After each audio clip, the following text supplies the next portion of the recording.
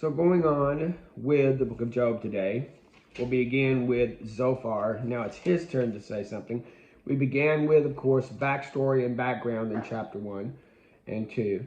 We also had Job talking and giving his viewpoint of where he is. Eliphaz responds with, no, it's not that way, and gives his theological viewpoint of the whole thing and rolls that off with a God who does good to good people and bad to bad people.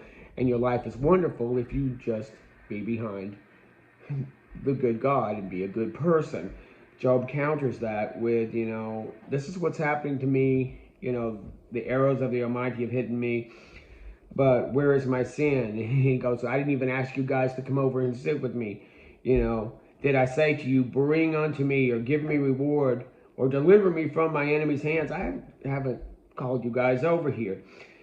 He says, isn't there an appointed time upon man upon the earth? Not your way of living. There are ups and downs, does not go on forever. There's no guarantees.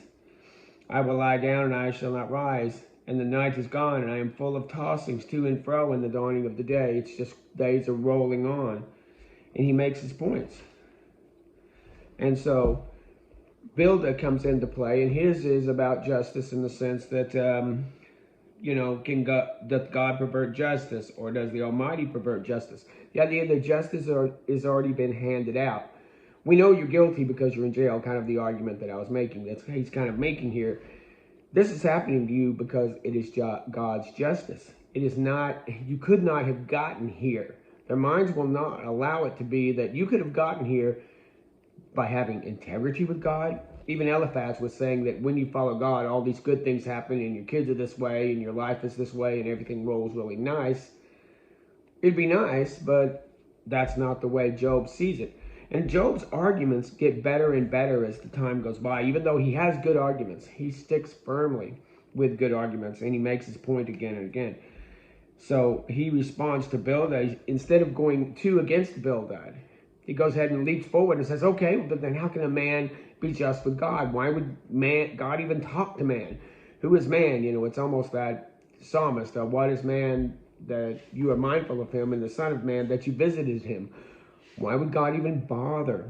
So that's the idea. He starts talking about how God, who alone stretched out to heaven and stretched above the sea, that makes Arcturus and Orion and Pleiades in the chambers of the south. You have all these things that are going on when you look at the heavens and the earth. Why would he look at us? And he talks about this. He will not suffer me to take my breath, but he fills me with bitterness. But he is working in my life, but he's working in this bitterness. And this is something that they can't grasp or don't want to grasp, that God would do this to somebody. And Job says without cause that he knows of. And again, I don't want to play there's a reason for everything stuff. Our job is not to seek the reason why. Our job is just to push on through. Like good soldiers. Maybe the soldiers don't know what the battle is, or why they're over here, or why they've moved this way, or why they're going over the hill or out into the sea. But they have to trust that the admiral or the general, whoever's running the battle, knows. So again, life is that way. He talks about the weariness of his soul, how harsh it is, and how he wants to be done with it. But he's not blaming God for it. Like I've said earlier, that he doesn't blame God. He just says, here I am, and I wish this was over. Again, blaming God, chastising God, having expectations of God beyond what God would say, So we have this here. He talks about the bitterness of his soul, that he's in the land of darkness. And so he talks again about that, and Zophar comes into play. Zophar tries to make his argument. His argument, chapter 11, is very close to Eliphaz. You get the idea that these guys must run in the similar circles, because some of the things he says are very similar. He says, should not the multitude of your words be answered, and should a man full of talk be justified? Should thy lies make men hold their peace? He's saying he's full of wind and that he's telling lies. Once again, you've already decided the guilt of this man by this opening statement. These are not conversations for knowledge. This is actually a battle back and forth, a boxing match, if you will. These men are not here to comfort him, to help him even understand why you're going through it. They've all decided when you see their arguments. They've already decided. For thou hast said, my doctrine is pure, and I am clean in thine eyes. But oh, that God would speak and open his lips against you, that he would show the secrets of his wisdom, and they would double to that which is. Know therefore that God exacted of thee less than thine iniquity deserves. This guy goes off. He says that what's happening to you is less than your iniquity deserves. Which iniquity? What iniquity? What has he done? But, you know, your iniquity deserves more than you're going through, which in his instance is pretty deep. But he'll get this is a little bit of prophecy for him. He goes, oh, that God would speak. Well, God's going to speak. So he's going to get his due here, but it's going to go against him, not against Job. Can you search out and find God? Can you find the Almighty with perfection? He is high as the heaven, thou cannot see. Deeper than hell, thou cannot know. To measure, therefore, is no longer than the earth, and broader than the sea. He is cut off and shut up, gathered together. Who can hinder him? He does get God correct in certain facets. We do see that the agnostics and atheists, many of them do get the substance kind of God, being distant, being the creator, being out and apart. They just don't see the bridge that God has created to man and what that bridge is. They think that their goodness will protect them. That's what this whole thing is supposed to be about. But he's cut off, he talks about it. Prepare thy heart and stretch out thine hands. If iniquity be in thy hands, put it afar away, and let not wickedness dwell in your tabernacle. Then shalt thou lift up thy face without spot, and then thou shalt be steadfast and shall not fear, because thou shalt forget thy misery, and remember it is as waters that pass away, and thine age shall be clearer than the noonday. Thou shalt be secure, because there is hope. And thou shalt lie down, and none shall make thee afraid. But the eyes of the wicked shall fail, and they shall not escape, and their hope shall be as the giving up the ghost. The idea of, yeah, just go ahead and turn to God. This is what his wife had been saying. You know, he's already had this discussion before with his wife. You know, he even calls her, oh, foolish woman. Can God do not evil and good? We only expect good from his hands and not evil. He's God. You know, and this is not an election puppeteering, because that has God doing all the evil, doing everything that happens to man. You realize this is person specific. If you'll look at chapters 1, have you considered my servant Job? This isn't one of those, everybody on earth has a Job moment, and I'm just going to let whatever happens to you, or I'm going to get in with my puppeteering and make sure that bad things happen to you and good things happen to you, and you just all got to laugh. You know, it's just all the same. That's not how the God of the Bible operates. And I like what Job does. Job says, no doubt, I love what he says here, and I quoted this before, no doubt you are the people, and wisdom will die with you. He just goes right back at him.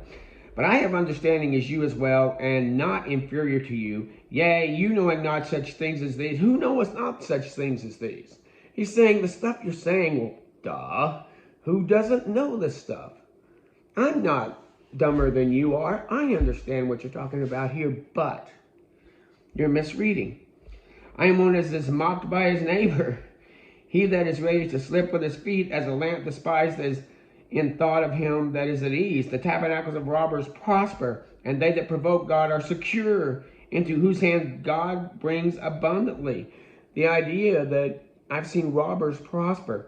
I've seen people that have done evil, that have provoked God, are secure, and God brings abundantly to them. I've seen this happening. And his reasoning for this is that ask now the beast, and they shall teach thee, and the fowls of the air, and they shall tell thee. The idea that he goes, or speak to the earth, and it will teach you, and the fish of the sea shall declare unto thee. Who knows not all these things, that the hand of the Lord has wrought this? He goes not just to a philosophical or esoteric or theological understanding of good and evil, but let's look at what nature has to say. Look at how nature is built. Let's look how the seas work. Let's look how the mountains are. Let's look at the animals that go back and forth. You know, that things happen to them that are neither good nor evil. We find God doing that. That God is not, except for cause and effect, and later on we see blessings and cursings, but the idea here is that don't look to your minds. And again, they even stated earlier that, oh, look back at the ancient ones. Look back at those that have made statements before us. Oh, we are just them and they're us. No, that's not how this works. You're supposed to look afresh. Every generation afresh must look for God. And you'll find him in the scriptures because the scriptures are always fresh every generation. Who know what these things, in whose hand is the soul of every living thing, and the breath of every living thing? Doth not the ear hear, nor the mouth taste meat?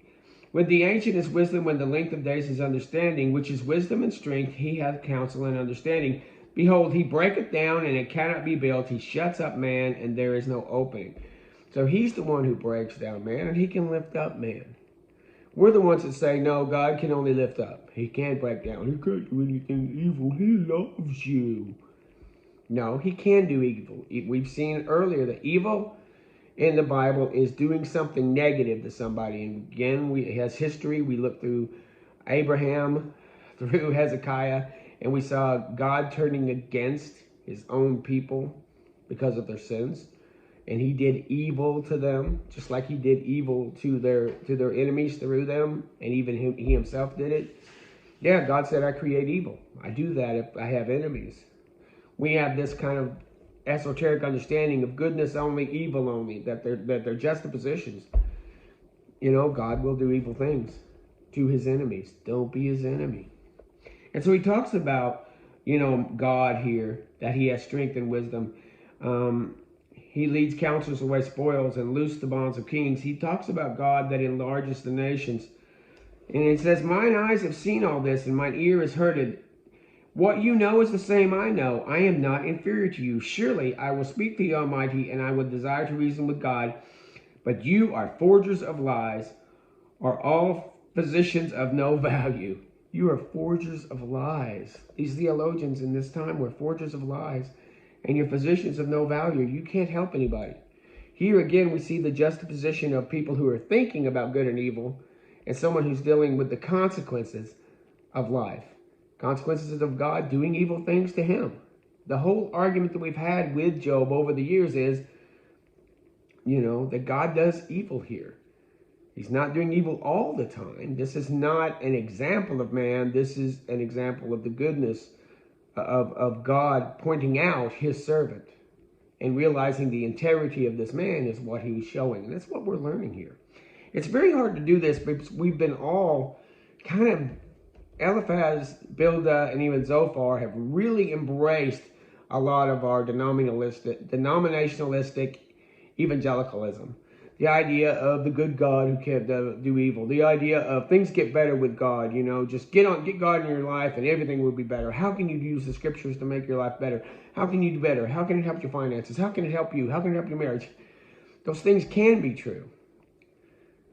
But God isn't worshiping you. We have the power to worship him through those good things that happen to us. We're his workmanship, created for good works in Christ, not just good works for ourselves. See, these people, Eliphaz, they wanted to worship God so that God wouldn't have bad things happen to them. We can't do that. If you look at the first 300 years of Christianity, bad things happened to a lot of people that God allowed evil men to touch his church for 300 years, and then into the Dark Ages, and then through, of course, the Inquisitions and all of that. Mine eye hasn't seen. Will you speak wickedly for God and talk deceitfully for him? Will you accept this person? Will you contend for God? Is it good that he should search you out, or that one man mocks another? Do you mock him? When you're disagreeing with God, you're mocking him. When you're lying about him, you're mocking him. And he goes through getting on to them. He will reprove you if you do secretly accept persons. Shall not excellency find you afraid? These people are not afraid of God. And again, God is to be feared. Not just for cause and effect. He can do anything he wants to with any of us. He has that right.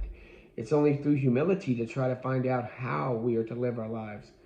Some people are living their lives in goodness and affluence, but right now in our world, some Christians are living their lives with abjection and poverty, just one day at a time. God is glorified in both. We can't say only good. He will allow evil to come to his believers. So he makes us, hold your peace, let me alone, that I may speak, and then let come on me what will. I'm going to say what I'm going to say, and let come what will. Wherefore do I take my flesh in my teeth and put my life in mine own hands. This is why, again, I became this nomad. This is why I am this person who looks at the grid. I'll take it all on my hands. I'll take it, I'll risk my own head before God instead of saying, well, I'm just going to follow the line. I'm just going to see what Eliphaz or Zophar or Bildad says. Sounds good to me. I'll go with that. No, I'll be like Job. Though he slay me, I will trust in him. This is the cornerstone of the entire book of Job. I don't even care if he slays with me. I will trust in him. I will maintain my own ways before him. He also shall be my salvation, for a hypocrite shall not come before him. An actor won't come before him. I'll hear diligently my speak, he says. Behold, I have ordered my cause, and you know that I shall be justified. Who is he that will plead for me? And now I hold my tongue. If I hold my tongue, I'll give up the ghost. There are two things unto me which I will not hide from thee. Withdraw thine hand from me, and let not thy dread make me afraid. See, these men do have a fear. If I'm not good for God, God will do bad to me. I don't want that dread, he says. I don't want to live in a world that says, you better be good or God will hit you. That's kind of what they're saying. They're kind of saying, you better live in a world where you are good or God will hit you. You can't get any different than that. He says, I don't want that dread upon me. How many are mine iniquities and sins? Make me to know my transgressions and my sins. Don't just sit there and tell me I've sinned. Point it out. We get into that later where they cannot find where he has any sins. We'll see that argued later. Thou hast writest bitter things against me, and makest me to possess the iniquities of my youth. Thou puttest my feet into stocks, and thou lookst narrowly upon all my past. Thou setst a print before the heels of my feet, and he as a rotten thing consumed, as a garment that is moth-eaten. The idea that you're the one that's putting bitter things, trying to put bitter things on me. You're the one who's trying to make me possess the iniquities of my youth. He's saying he had iniquities of his youth. You're trying to make me go back and say, well, maybe it's because of those iniquities. But he knows that he's taken care of all of that because of the burnt offering sacrifices. Man is born of woman, is a few days and full of trouble. He cometh forth as a flower and goes down. He fleeth also as a shadow and continueth not. He talks about man's life is fleeting. What are you expecting out of life? It's a very fleeting thing. A very, very fleeting thing. Who can bring a clean thing out of an unclean thing? No one. Seeing that his days are determined, the number of his months are upon thee. Thou hast appointed his bounds that he may not pass. Turn from him that he may rest till he shall accomplish as a hireling his day. Men are like hirelings. They're going to get paid wages at the end of all of this, and they're just waiting for the end of the work. Life is full of trouble. That's what he's saying. Life is full of trouble, and we want the rest of the end of the work. He doesn't have a strong understanding of resurrection. You get the kind of feeling of that, or of heaven. He does believe in this spiritual existence, but there's not a clear understanding of what that would be. He talks about the rest, that people would go into Sheol, or maybe that's not hell at this point. It's just a holding place where they are with the kings and the princes and the stillborn children and all these other dead people, and every people are at rest. So the idea of an eternal rest, of an eternal place where you aren't in the travail of this world, seems to be their idea of what's coming next. He certainly speaks, when he goes into 14, he is talking about that.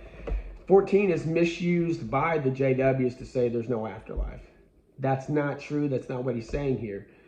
He's not saying there's no resurrection, but he is saying that he doesn't know of anything of resurrection. That doesn't mean that there's no resurrection. I mean, up to that point, has anybody been resurrected? No, that we know of biblically. So the idea of for him to say some of these things as we go and we don't come back, because you'll have him saying this. So man lieth down and riseth not till the heavens will be no more. They shall not wake nor be raised out of their sleep. Oh, that thou wouldest hide me in the grave, that thou wouldest keep me secret until thy wrath is past, and thou shouldest appoint me a set time and remember me. If a man die, shall he live again? All the days of his appointed time will I wait till my charge comes. He knows that there's going to be an afterlife of rest. Again, you're not going to come back to this world. That's his understanding. We believe in a resurrection where you do come back to this world. But that's only because we learned that later. You have to put Job into his area also. My transgressions are sealed up in a bag, and thou sewest up my iniquity, and surely the mountains falling cometh to naught, and the rock is moved out of its place, the water wears down the stones. Thou prevailest forever against him, and he passed over. Thou chargest his countenance, and sends him away. His son shall come to honor, and he knoweth not. And they shall be brought low, but he shall not perceive it. But his flesh upon him shall have pain, and his soul with him shall mourn. A lot of that is he is talking about how that you're not going to know what's going on. The mountains could change, the rocks change, the rivers change. Your kids will come up. They will have honor, but you won't know what's going on. They will be made low, but you won't perceive it. And his flesh upon him shall have pain, and his soul within him shall mourn.